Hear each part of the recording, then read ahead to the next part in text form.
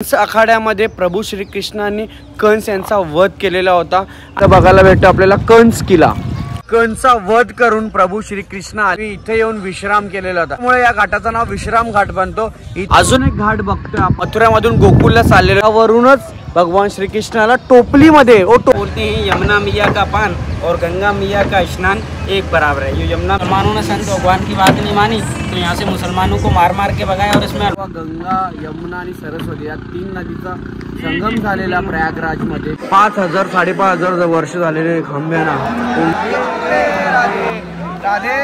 जिथं श्रीकृष्णांना बांधून ठेवलेला होता यांनी त्यांना बांधून ठेवला ओखळमध्ये, तोच हा स्थान आहे जिथे श्रीकृष्णांना बांधून ठेवलेला होता ओखळमध्ये।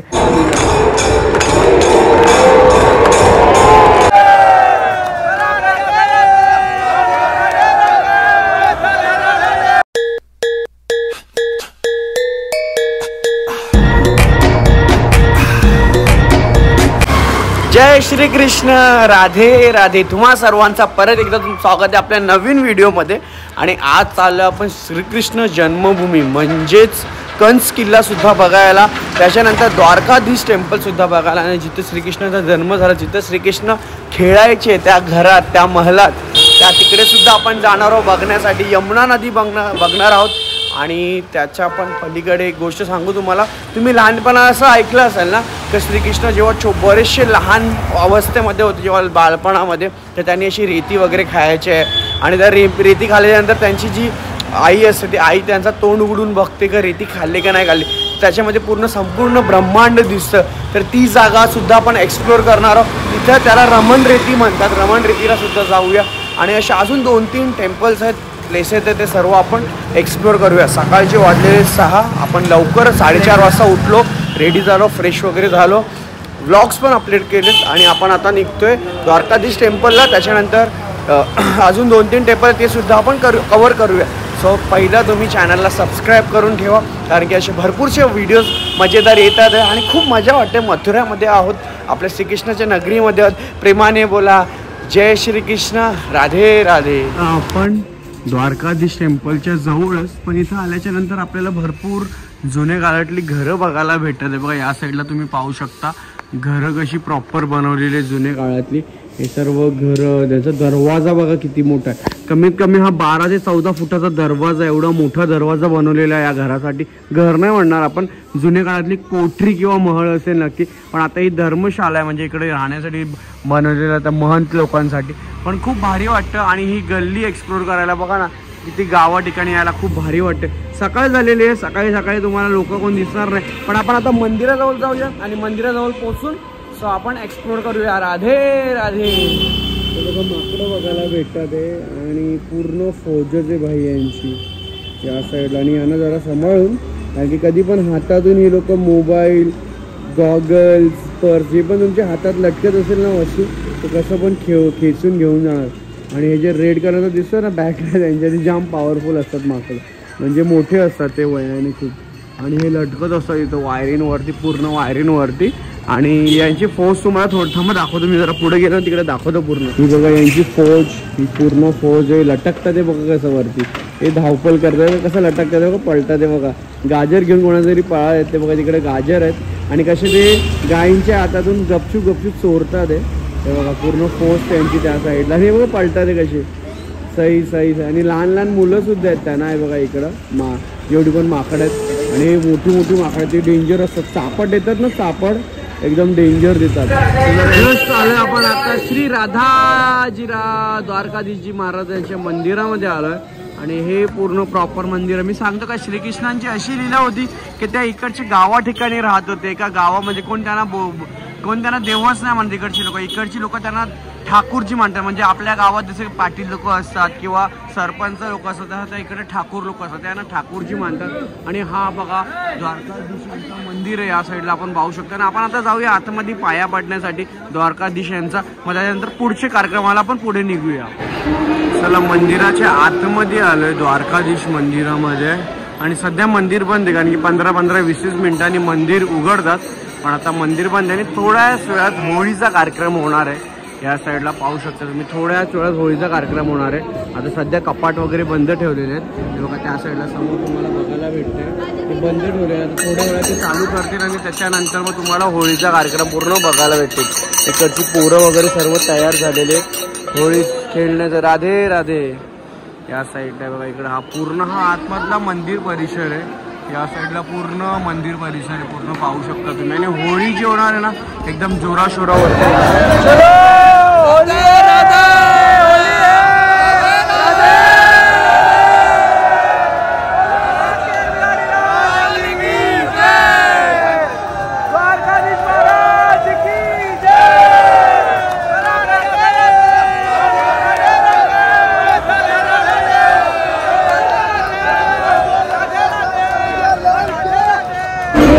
पाहू शकता तुम्ही मंदिरात इकडे या साईडला राधा राणी आणि इकडे पूर्ण मंदिर भरलेलं आहे. जय द्वारकाधीश मंदिर. आणि द्वारकाधीश बघा किती सुंदर असे सजवलेले आहेत. त्यांचा शृंगार किती भारी केलेला आहे. आणि थोड्याच वेळ आता होळी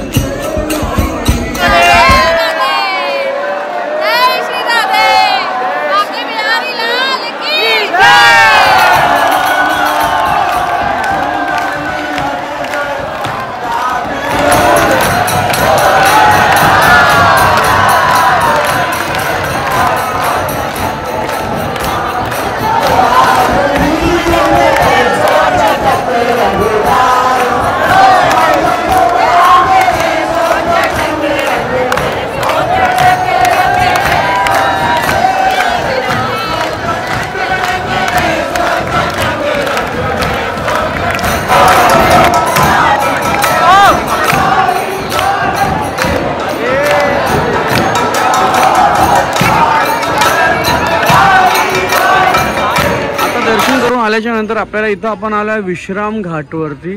सो हा विश्राम घाट आणि विश्राम घाटवरती तुम्हाला इथे सर्व विश्राम करताना भेटतात. त्या अंगावरती पाणी जसं आपण गंगा नदीमध्ये जातो स्नान करायचं यमुना नदीमध्ये असं स्नान करतो. या साईडला पाहू शकता तुम्ही.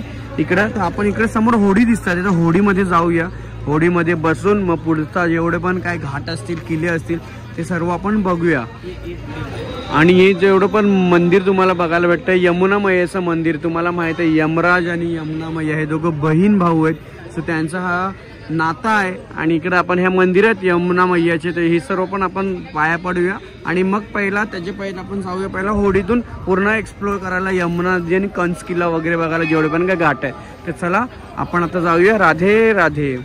चला आतमध्ये आलोय नदीच्या. आणि नदीच्या आतमध्ये आल्याच्या नंतर भाईजी नाम क्या है आपका? लवकुश केवल. लवकुश. अरे वाह बहुत सुंदर नाम है. प्रभु श्री राम के दोनों बेटे जैसे एक लव और कुश दोनों आप ही का नाम है लवकुश.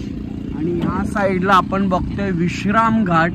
हे बघा या साईडला समोर तुम्हाला विश्राम घाट बघायला भेटते. आणि आपण आता आहे यमुना नदीमध्ये जे आपण प्रयागराजला गेलेले होतो जेव्हा गंगा यमुना आणि सरस्वती या 3 नदीचा संगम झालेला प्रयागराजमध्ये तिथे आपण गेलेलो होतो. आणि तीच ती यमुना नदी जी यमुनोत्रीवरून वाहून येते दिल्ली त्याच्यानंतर मथुरा नंतर प्रयागराजवरून ती गंगा नदी म्हणून पुढे जाते.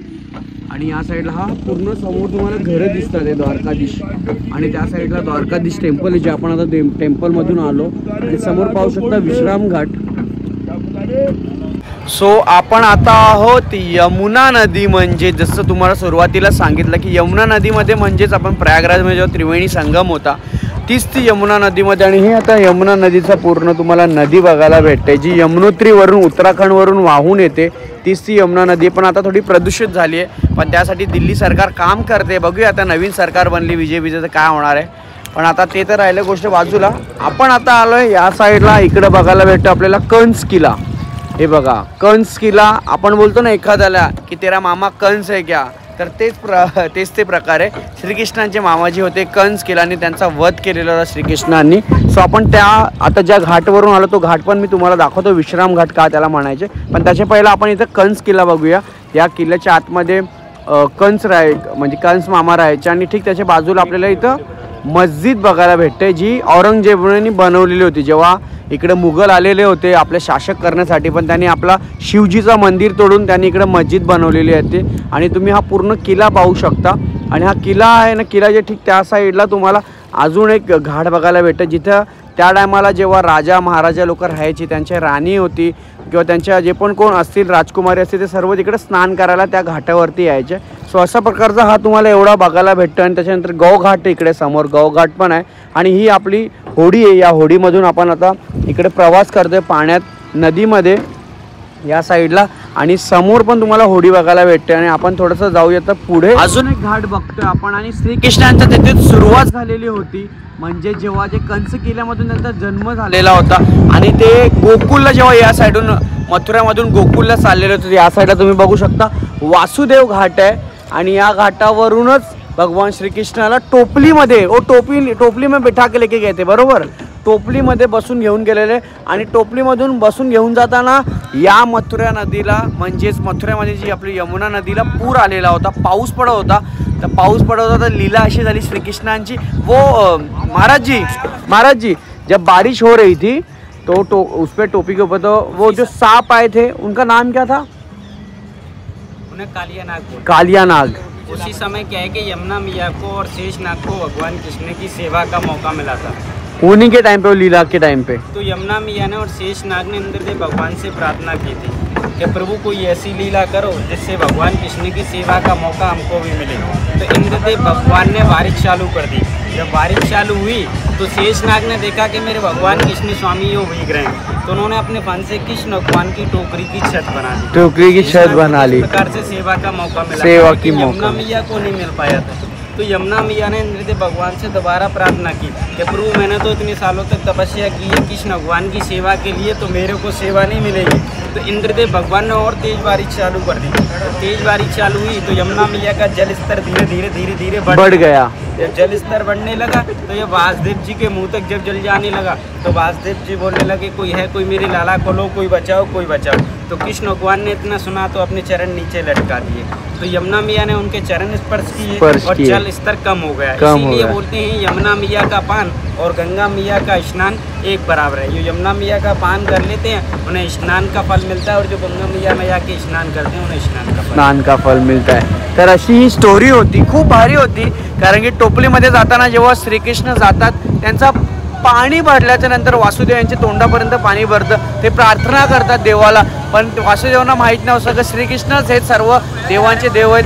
त्या टायमाला त्यांनी छोटासा त्यांचा चरण स्पर्श करून गंगा यमुना मैयाला पाय टाकला आणि त्याच्यानंतर गंगा आपल्या यमुना मैयाची नदीचा पाणीचा स्तर खूप कमी झाला. अशी खूप सारे लीला होती.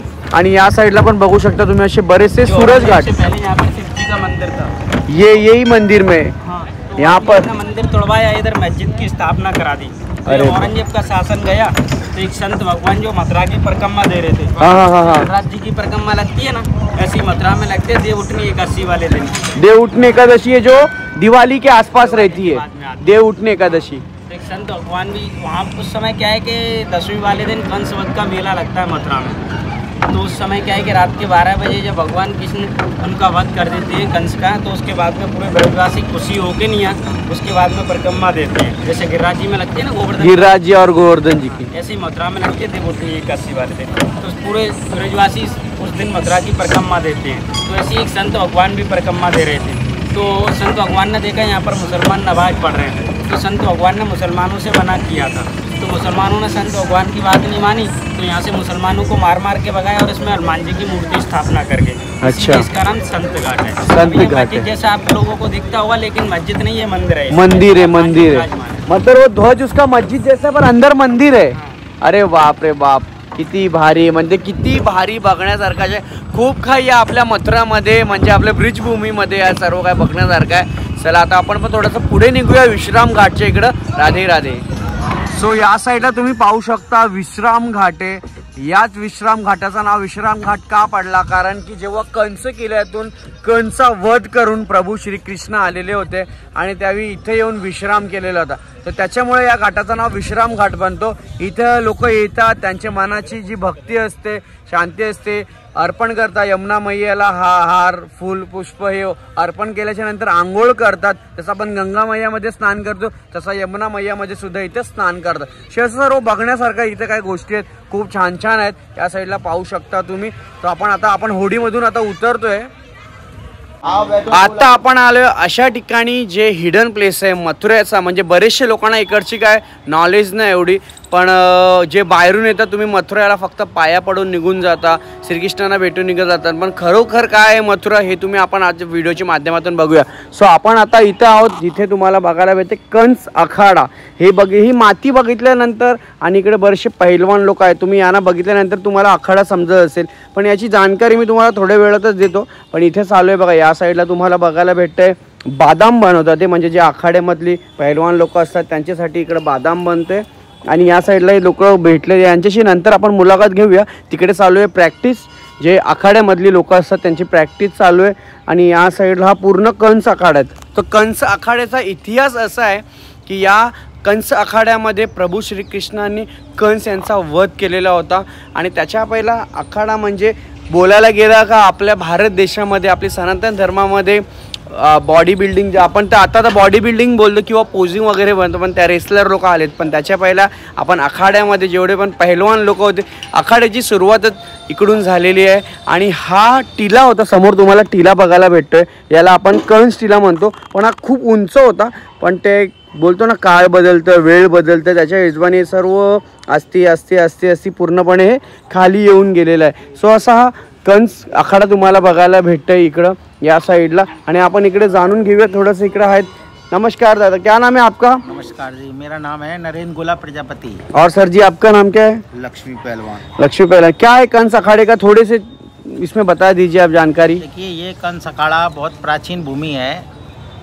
द्वापर युग के ज़माने से जब कृष्ण ने कृष्ण भगवान से युद्ध किया था तो कृष्ण भगवान ने कंस को इसी जगह मारा था. ये वही प्राचीन भूमि है जो कंस जिस समय मारा था उसको कृष्ण भगवान ने.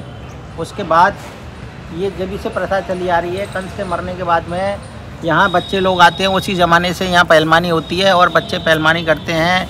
बच्चों को यहाँ पहलवानी सिखाई जाती है. और यहाँ पर ये जो टीला दिख रहा है, जैसे क्या है कि वो ये टीला है. प्राचीन समय में ये टीला बहुत ऊंचा था. इस पे आप खड़े होकर के पूरा ब्रज मंडल मथुरा पूरा दिखता था. अब समय की अपेक्षा के कारण ये धीरे धीरे कट गया. लोग कुछ इस से मिट्टी काट के ले गए, कुछ बरसात से ढह गया. ये तो सिर्फ धरोहर है, उस धरोहर बची, वो बची हुई धरोहर है, उसको हम लोग बचाए हुए हैं. बहुत बड़ी बात है वो तो है. विद्या चल रही है, ये पहलवानी की विद्या अभी आज जीवित बनाए हुए हैं यहाँ. जो उस जमाने की अभी बची हुई है, ये सब लोग बनाए हुए हैं. हमारे लक्ष्मी पहलवानी है ब्रज केसरी. उन्होंने ब्रज में पूरे में सबसे नंबर 1 के पहलवान है. सबको हरा करके इन्होंने ब्रज केसरी का खिताब जीता है. तो यांचा नाव लक्ष्मी पहलवान है, यूट्यूब चैनल है त्यांचा लक्ष्मी पहलवान म्हणून. कितने सालों से, बचपन से पहलवानी कर रहे हो सर आप? आप कितनी साल की उम्र है आपकी? मेरी है 26. और आपका क्या गोल है कि और क्या क्या करना है आपको लाइफ में? हमें जीवन में एक ही उद्देश्य है, इंटरनेशनल पहलवान बनना. जैसे बजरंग पुनिया, योगेश्वर दत्त हैं, उन जैसा पहलवान करना, विदेश से मेडल लाना ओलंपिक से. बस भारत देश के लिए और क्या चाहिए, ब्रजभूमि के लिए और क्या ही चाहिए. और यह अखाड़ा है श्री कृष्ण भगवान का. यहाँ पे कंस रहता था, जो श्री कृष्ण भगवान ने मारा था, जो राजा था. उसके बाद श्री कृष्ण भगवान जी ने यहाँ पे पहलवानी की थी. उसके बाद में उसी समय से परंपरा चली आ रही है. यहाँ पे दंगल भी. और जैसे यहाँ पर कुछ पुरानी चीज में से देखने जाए तो क्या है, जैसे द्वापर युग में से आप जैसे कुछ बता रहे थे अभी थोड़ी देर पहले. अगर आपको यहाँ पे पुरानी चीज देखनी है, सबसे पहले तो ये अखाड़ा है. अखाड़ा, हाँ. और दूसरी चीज उस समय का ही वो पेड़ है, ये सामने वाला. आप देख सकते हो. नीचे से जो वो सूखा है और ऊपर से हरा है. नीचे से सूखा पड़ा हुआ है बिल्कुल, और ऊपर से हरा पाएगा आपको. उसकी यही निशानी है कि बहुत बरसों पुराना पेड़ है, लेकिन अभी तक हरा है. बहुत. और ये ऐसे देख के तो बहुत अच्छा लगता है ऐसा देख. चलो राधे राधे. राधे राधे सर जी. राधे राधे. राधे राधे. त्या साइडला पाहू शकता तुम्ही अखाड्याला खणतात. इसको क्या बोलते सर जी, ये जो कर रहे हैं? अखाड़ा गोदना, जैसे मैदान में क्रिकेट खेलते समय पिच को बनाते हैं वैसा अखाड़ा खेलने की इसकी तैयारी करते हैं पहले। तो ये रोज करना पड़ता होगा ना? ये भी पहलवानी का एक हिस्सा है। पहलवानी का हिस्सा है कि डेली करना पड़ता है। बरोबर बरोबर। और इसके पहलवानी करने के पहले कुछ ट्रिक रहता होगा ना, व्यायाम जैसे सूर्य नमस्कार रहता है और कुछ वो भी करते हैं। स्टार्टिंग में सुबह उठते हैं, सुबह 4 बजे ये बच्चे जाते हैं पहले दौड़ लगाने। अच्छा। दौड़ लगा करके फिर आते हैं, फिर यहाँ ये अपनी तैयारी कूदते हैं, फिर यहाँ एक दूसरे जैसे अपनी प्रैक्टिस करते हैं, एक दूसरे दोनों पहलवान मिलकर लड़ते प्रैक्टिस करते। बच्चे अपने नहा धो करके फिर आपका ये बादाम पीस रहे हैं, फिर इसको ये बादाम पीसते, दूध बादाम, फिर इनको खुराक चाहिए पीने के लिए। और ये तुम्ही पाहू शकता सर्व पहलवानीच आहे, म्हणून इकडची अजूनही परंपरा जपून ठेवलेली आहे। या साईडला तुम्ही मूर्ती बघू शकता, इथे प्रभू श्रीकृष्ण आहेत आणि या साईडला बलदेव आहेत आणि मधी तुम्हाला बघायला भेटतंय कंस म्हणजे श्रीकृष्णाचे जे मामा आहेत आणि हे त्यांचा त्या टायमाचा वध केलेला होता। वासुदेव पुत्र श्रीकृष्ण आणि बलदेव दोघांनी मिळून यांचा वध केलेला होता। बघा या साईडला ही मूर्ती खूप छानशी मूर्ती आहे। अजून एक मंदिरात आलो आपण, जय श्रीकृष्ण राधे राधे। आपण आता ज्या मंदिरात आलोय तो मंदिर नंद बाबा महाराजांचा आहे आणि 84 खांब्यांचा मंदिर आहे। आणि या मंदिराची स्टोरी अशा प्रकारे की जेव्हा मथुरावरून गोकुलला श्रीकृष्णांना घेऊन आलेले होते त्यांचे वडील नंद महाराज, बघा या साईडला तुम्ही त्यांची पेंटिंग पाहू शकता। बघा इकडे पेंटिंग दिली, तुम्हाला समजून जाईल की ते टोपलीमध्ये जेव्हा श्रीकृष्णांना घेऊन येतं ते मथुराच्या इथून आपल्या इथे तुम्हाला यमुना नदी दिसते, यमुना नदीमधून घेऊन आले। तर हा आतमधला मंदिर आहे, देवस्थान म्हणजे हा घर आहे, आता त्याला देवस्थान बनवलं आहे। तो इथं ते घेऊन आलेले होते। तर आपण थोडासा एक्सप्लोर करूया की इथं बघण्यासारखं अजून काय काय आहे आणि बऱ्याचशा गोष्टी आपल्याला इथं बघायला भेटतात। जसं की तुम्हाला सर्वात पहिला इथं समोर एक मंदिर बघायला होतं नंद महाराजांचा आणि यांचा जुना घर आहे, श्रीकृष्णांचा हा जुना घर आहे। श्रीकृष्णाचं जुना घर असल्यामुळे इकडे बरेचसा इतिहास आपल्याला बघायला भेटणार आहे। सो आपण आता ते पण बघूया। बघा आतमधले असे खांबे बघायला भेटतात, ते तुम्हाला समोर दिसतात। ते 84 खांबे आहेत आणि ते 84 खांबे जर मोजले तर ते कधी 83-82 होतात, तर कधी 85-86 होतात, पर 84 खांबे कधीच होत नाही। म्हणजे ही लीला आहे। आणि हा जो तुम्ही आतमधला एरिया बघता ते हा घर होता जिथे श्रीकृष्णांचे मोठे भाऊ म्हणजे बलदेव महाराज त्यांचा जन्मस्थान होता हा। आणि इथे सर्व बघा चिकणे आहेत, ते सर्व तुम्हाला हे बघायला भेटलेलं नाही, सर्व चिकणे आहेत बघा, पूर्ण एकदम चिकणे। आणि 5,000-5,500 वर्ष झाले खांब्यांना, विचार करा तुम्ही, अजून पण तसेच आहे। ते बघा इकडे सुद्धा पाहू शकता, हे बघा 5,000-5,500 वर्ष झालेले खांब्यांना। कोण बोलणार काय, पिलर्सला एवढे वर्ष झालेले आहेत आणि खरोखर खूप खूप भारी वाटतं इकडे हे सर्व काहीतरी नवीन बघायला। आणि असे बरेचसे 84 खांबले आपल्याला बघायला भेटतात ते। आणि हे बघा किती चिकणे आहेत बघा, या साईडला पाहू शकता तुम्ही, खरोखर खूपच भारी आहे। आणि इथं बरेचसे मंदिर आहेत छोटे छोटे जे आपल्याला बघायला भेटतात ते सर्व। आता पण अशा मंदिरात आलोय जिथं श्रीकृष्णांना बांधून ठेवलेला होता। ओकळ असते ना, माहिती आहे ना, जेव्हा आपण धान कुटणीसाठी घेत असतो ओकळ म्हणतो त्यांना। ज्या लोकांना जुन्या गोष्टी माहिती त्यांना माहिती की ओकळ काय असते, तर त्यांना बांधून ठेवले होतं श्रीकृष्णांना बांधून ठेवलं। तुम्हाला दाखवतो थांबून, हे बघा यांनी बांधून ठेवलेला होता ओखळनी, कारण की श्रीकृष्ण एवढे नटखट होते ना की ते चोरी करून माखन खायचे, मटकी फोडायचे, त्यांना खूप आवडायचं माखन।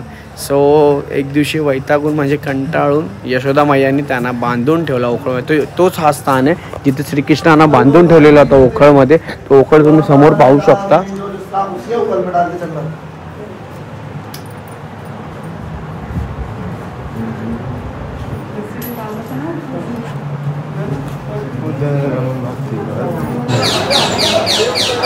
हॅलो, सो कसं वाटतंय व्लॉग नक्की कमेंटमध्ये सांगा। आणि इथपर्यंत तुम्ही आलात म्हणजेच नक्कीच तुम्हाला आवडलेला असा व्लॉग। आपण आता आलोय रमण रेतीला, या साईडला पाहू शकता रमण रेती। आणि रमण रेतीचा इतिहास काय आहे मी तुम्हाला आतमध्ये गेल्याच्या नंतर सांगतो, कारण की माझ्या बोलण्यापेक्षा तुम्ही जेव्हा समोर परस्पर बघणार ना तेव्हा तुम्हाला कळेल की रमण रेती म्हणून काय। तुम्हाला माहिती असेल पण फक्त नाव नसेल समजत, तुम्ही बघितल्यानंतर नक्की समजून जाल की रमण रेतीची इथे मी का आलो आहे। सो आपण आता जाऊया आतमध्ये, रमण रेतीची तिथून एंट्री पॉईंट आहे। सो आपण आता जाऊया आतमध्ये रमण रेतीच्या इथं। आता आपण आलो रमण रेतीमध्ये आणि रमण रेतीमध्ये आल्याच्या नंतर इथे तुम्हाला बघायला भेटतं असं की सर्व रेतीने होळी खेळतात। म्हणजे तुम्ही विचार करा, हे बघा रेतीने होळी खेळतात आहे। आणि रेतीने होळी का खेळतात आहे, कारण असं आहे लहानपणी जेव्हा बालावस्थेमध्ये श्रीकृष्ण होते ते याच रेतीमध्ये, याच ब्रिजच्या रेतीमध्ये ते खेळायचे. म्हणून जे पण कोण लोक येतात आल्याच्या नंतर लोटपोट करतात, अंगावरती, केसांवरती, तोंडावरती सर्व लावत असतात रेती.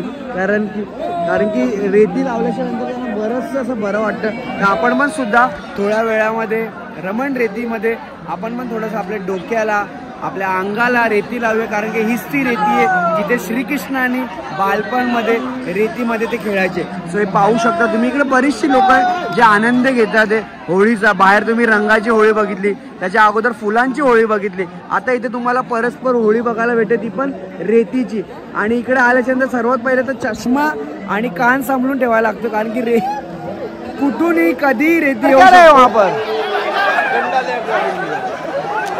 अरे बाप रे, वायरल है भाई, वायरल. ये देखो, ये है रमन रेती, ये है रमन रेती, ये है रमन रेती, ये है रमन रेती, ये है रमन रेती, ये है रमन रेती. रमन रेती देख सकते आप. कितना उत्साह है, कितना जल्लोष है. खरोखर खूप भारी वाटते रमन रेती. ही आहे रमन रेती आणि रमन रेतीमध्ये होळी चालली, रेतीची होळी चालली, तुम्ही पाहू शकता. खरोखर खूप डेंजर होळी आहे, अद्भुत होती. अद्भुत होळी बघायला भेटलेली आता. कारण की बघा, होळी आहे, पुराणं मला होळी आहे. तुम्हाला माती असते, जर अंगावर गेला तर तुम्ही नक्की त्यांना काय राग रुसवा मानू नका. पण त्या लेडीजनी सर्वांना दांडकाच्या उपट्या घातल्या, त्याच्यामुळे ते बघा तिकडे बघा.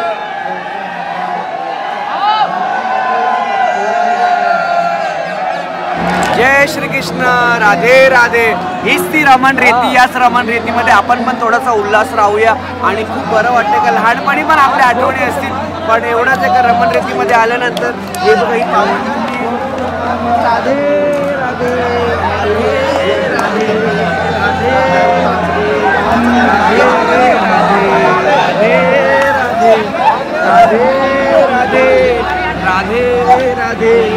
राधे राधे राधे राधे. हीच ती रमण रेती आहे ज्यांनी आयुष्यात आपल्या एकदा तरी तुम्ही मथुरेला आल्यानंतर रमण रेतीमध्ये यावा. कारण की श्रीकृष्णांची पावनभूमी म्हणजे त्यांच्या पायाने, याच पूर्ण अंगाने रेतीचा पावन खरोखर खूप भारी वाटतं.